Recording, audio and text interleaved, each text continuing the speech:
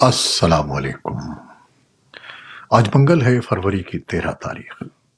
پاکستان میں اس وقت شام کے 7، بھارت میں 7:30، اور یہاں ہمارے اسٹوڈیوز کی گھڑیوں میں صبح کے 9 بج رہے ہیں۔ وائس آف امریکہ واشنگٹن کی اردو سروس سے میں ہوں خالد حمید، خبروں کے ایک بلٹن کے ساتھ۔ پاکستان میں عام انتخابات کی تازہ ترین صورتحال سے آغاز کرتے ہیں۔ پاکستان میں 8 فروری کو ہونے والے عام انتخابات کے نتائج سامنے آنے کے بعد جہاں سیاسی جماعتوں کی جانب سے دھاندلی اور نتائج کو تبدیل کیے جانے کے الزامات لگائے جا رہے ہیں، وہیں عالمی برادری کی جانب سے بھی الیکشن کی شفافیت پر تحفظات کا اظہار کیا جا رہا ہے۔ ہیومن رائٹس واچ نے کہا ہے کہ پاکستانی حکام کو 8 فروری کو ہونے والے قومی پارلیمانی انتخابات کے بعد اقتدار کی پرامن منتقلی کو یقینی بنانا چاہیے۔ نیو یارک ہیڈ کوارٹرز سے جاری کیے گئے ایک بیان میں کہا گیا ہے کہ الیکشن کمیشن آف پاکستان کو فوری طور پر سرکاری نتائج کا اعلان کرنا چاہیے اور تمام سیاسی جماعتوں اور اسٹیک ہولڈرز کو جمہوری اصولوں کو برقرار رکھنے اور مبینہ انتخابی بے ضابطگیوں کی آزادانہ تحقیقات میں تعاون کرنے کا عہد کرنا چاہیے۔ امریکہ، برطانیہ اور یورپی یونین نے پاکستان میں ہونے والے عام انتخابات کے دوران لیول پلئنگ فیلڈ اور ہمہ گیریت کے فقدان پر تحفظات کا اظہار کیا ہے۔ امریکی وزارت خارجہ کے ترجمان میتھیو ملر نے اپنے بیان میں کہا کہ امریکہ قابل اعتماد بین الاقوامی اور مقامی انتخابی مبصرین کے جائزے سے متفق ہے کہ پاکستان میں ہونے والے انتخابات میں اظہار رائے، تنظیم سازی اور پرامن اجتماع کی آزادی پر غیر ضروری پابندیاں لگائی گئیں۔ انہوں نے صحافیوں کے سوال کے جواب میں کہا کہ ہم اس بات کو یقینی بنانا چاہتے ہیں کہ مداخلت اور دھوکہ دہی کے جو الزامات سامنے آ رہے ہیں، پاکستان کے قانون کے تحت ان کی مکمل تحقیقات کی جائے۔ ان کا کہنا تھا کہ ہم آنے والے دنوں میں اس عمل پر نظر رکھیں گے۔ پاکستان میں عام انتخابات پر امریکہ، برطانیہ اور اقوام متحدہ کے رد عمل پر ترجمان دفتر خارجہ ممتاز زہرا بلوچ نے کہا ہے کہ پاکستان نے عام انتخابات پرامن اور کامیابی کے ساتھ منعقد کیے ہیں۔ انہوں نے کہا کہ عام انتخابات سے متعلق بعض ممالک اور تنظیموں کے بیانات کو دیکھا گیا ہے۔ انتخابی مشق نے یہ ظاہر کیا ہے کہ بہت سے مبصرین کے خدشات غلط تھے۔ اگرچہ پاکستان نے الیکشن کے حوالے سے عالمی خدشات کو مسترد کیا ہے، تاہم مقامی سیاسی جماعتیں اس معاملے پر مسلسل آواز اٹھا رہی ہیں اور انتخابی بے ضابطگیوں کی تحقیقات کے لیے عدالت اور دیگر متعلقہ فورمز سے رجوع کر رہی ہیں۔ سابق وزیر اعظم اور پاکستان مسلم لیگ نون کے صدر شہباز شریف نے کہا ہے کہ انتخابات میں کامیاب ہونے والے آزاد امیدوار اگر حکومت بنانا چاہتے ہیں تو وہ شوق سے حکومت سازی کر لیں۔ شہباز شریف نے منگل کو لاہور میں پریس کانفرنس کرتے ہوئے کہا کہ حقائق سے نظریں نہیں چرا سکتے۔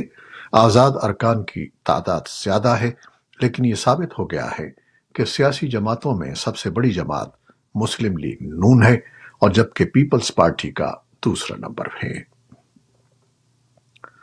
اور چیئرمین پیپلز پارٹی بلاول بھٹو زرداری نے کہا ہے کہ پیپلز پارٹی وزارت عظمیٰ کے لیے مسلم لیگ نون کے امیدوار کو ووٹ دے گی، لیکن وفاقی کابینہ میں شامل نہیں ہوگی۔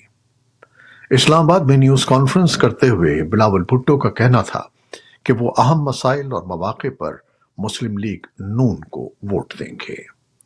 بلاول بھٹو زرداری کہتے ہیں کہ ان کی خواہش ہے کہ آصف زرداری ملک کے صدر بنے۔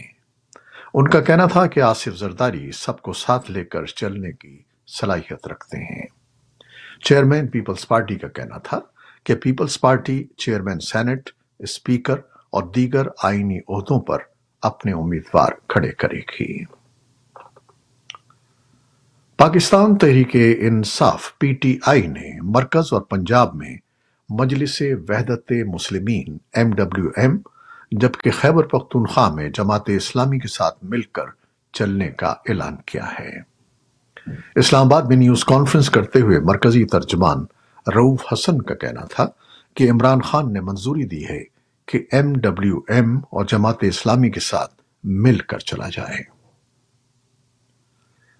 پاکستان ایکس سروس مین سوسائٹی کے سربراہ لیفٹیننٹ جنرل ریٹائرڈ عبدالقیوم کہتے ہیں کہ ملک کے اندر لاوا پکا ہوا ہے اور دشمن آگ لگانے کی کوشش کر رہا ہے۔ راولپنڈی میں ایک نیوز کانفرنس کرتے ہوئے لیفٹیننٹ جنرل ریٹائرڈ عبدالقیوم کا کہنا تھا کہ میجر ریٹائرڈ عادل راجہ ملک سے باہر ہیں، ایکس سروس مین کے ایکس اکاؤنٹ کا غلط استعمال کر رہے ہیں اور غلط افواہیں پھیلائی جا رہی ہیں۔ ایکس سروس مین سوسائٹی کے ایکس ہینڈل سے پیر کی شب ایک بیان جاری کیا گیا تھا جس میں انتخابات میں مبینہ دھاندلی کی ذمہ داری آرمی چیف، DGISI اور چیف جسٹس پر عائد کی گئی تھی۔ تاہم ایکس سروس مین سوسائٹی نے اس بیان کی تردید کی ہے۔ بھارت کے کسان ایک بار پھر اپنے مطالبات کے ساتھ سڑکوں پر نکل آئے ہیں۔ حکومت کے ساتھ ہونے والے مذاکرات کی ناکامی کے بعد پنجاب، ہریانہ اور اتر پردیش کے کسانوں نے منگل کی صبح 10 بجے دلی مارچ کا آغاز کیا۔ اس موقع پر جب کسانوں کی جانب سے ہریانہ اور پنجاب کے درمیان شمبھو بارڈر پر کھڑی کی گئی رکاوٹوں کا ہٹانے کی کوشش کی گئی تو ان پر اشک آور گیس کے گولے چھوڑے گئے۔ متعدد کسانوں کو حراست میں بھی لے لیا گیا۔ اس احتجاج میں کم از کم 200 کسان تنظیمیں شامل ہیں۔ دہلی میں 12 مارچ تک دفعہ 144 نافذ کر دی گئی ہے۔ گڑگاؤں میں موبائل انٹرنیٹ بند کر دیا گیا ہے۔ امریکہ کے صدر جو بائیڈن نے اردن کے شاہ عبداللہ دوئم سے وائٹ ہاؤس میں ملاقات کی ہے۔ دونوں رہنماؤں نے غزہ میں یرغمالیوں کی رہائی کی کوششوں اور رفح میں ایک ممکنہ اسرائیلی حملے پر بڑھتی ہوئی تشویش پر گفتگو کی۔ صدر بائیڈن نے کہا کہ معاہدے کے اہم نکات میز پر ہیں۔ انہوں نے کہا کہ امریکہ کسی معاہدے کو طے کرانے کے لیے اپنی ہر ممکن کوشش کرے گا جس کے تحت لڑائی میں کم از کم 6 ہفتوں کا وقفہ اور حماس کے پاس موجود بقیہ یرغمالیوں کی رہائی شامل ہے۔ شاہ عبداللہ نے کہا کہ بائیڈن انتظامیہ اس تنازع سے نمٹنے میں کلیدی اہمیت رکھتی ہے اور ہمیں اس وقت ایک دیر پا امن کی ضرورت ہے۔ ان کا کہنا تھا کہ اس جنگ کو ختم ہونا چاہیے۔ اسرائیلی حکام کے مطابق اسرائیل کے انٹیلیجنس ادارے کے سربراہ منگل کو اپنے مصری اور امریکی ہم منصبوں کے ساتھ غزہ میں جنگ بندی کی تجویز پر بات چیت کے لیے قاہرہ جا رہے ہیں۔ اسرائیلی حکام نے بات چیت کی حساسیت کی وجہ سے نام ظاہر نہ کرنے کی شرط پر AFP کو بتایا کہ موساد کے ڈائریکٹر ڈیوڈ بارنیا CIA کے سربراہ ولیم برنز سے ملاقات کریں گے۔ ان کے ساتھ قطری وزیر اعظم محمد بن عبد الرحمن الثانی بھی شامل ہوں گے۔ واشنگٹن کے ذرائع نے بھی تصدیق کی ہے کہ برنز قطر کی ثالثی میں ہونے والی جنگ بندی کی تجویز پر بات چیت کے لیے قاہرہ جائیں گے، جبکہ اسرائیل کی جانب سے گزشتہ ہفتے حماس کی جانب سے ابتدائی رد عمل کو مسترد کر دیا گیا تھا۔ یوکرین نے منگل کو کہا کہ روس نے گزشتہ رات 23 ڈرون سے حملہ کیا جس میں مشرقی شہر ڈنیپرو کو نشانہ بنایا گیا، جہاں حکام نے ایک پاور پلانٹ کو نقصان پہنچانے کی اطلاع دی ہے۔ ڈنیپرو کے میئر بورس پلاتوف نے ٹیلی گرام پر کہا کہ بنیادی ڈھانچے کو نقصان پہنچا ہے، لیکن انہوں نے یہ نہیں بتایا کہ کتنا جانی یا مالی نقصان ہوا ہے۔ یوکرین کی فضائی دفاع نے بتایا ہے کہ اس نے ڈنیپرو کے علاقے میں 10 ڈرونز مار گرائے ہیں۔ مجموعی طور پر یوکرین کی فضائیہ نے کہا کہ فضائی دفاع نے روس کے 23 ڈرونز میں سے 16 کو تباہ کر دیا، باقی کو خیرسان اور زاپورژیا کے علاقوں میں روکا گیا۔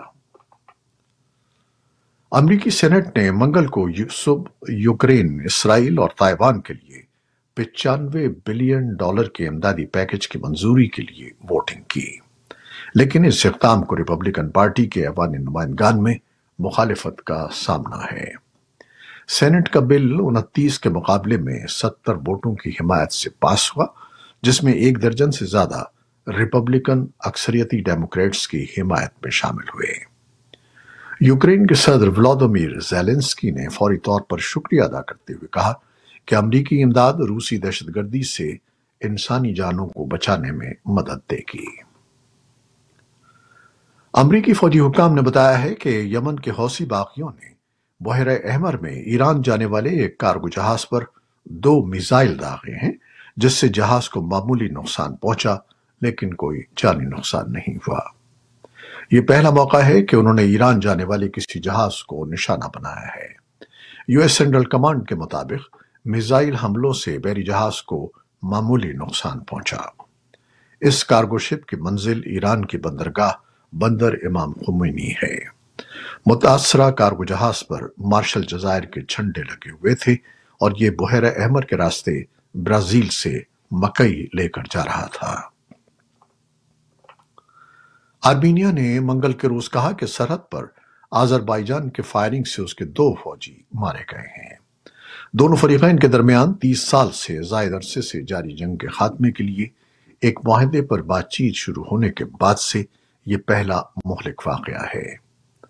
آذربائیجان کی سرحدی سروس نے ایک بیان میں کہا کہ اس نے اس جوابی کارروائی کا آغاز 1 روز پہلے کی گئی اشتعال انگیزی کے بعد کیا ہے۔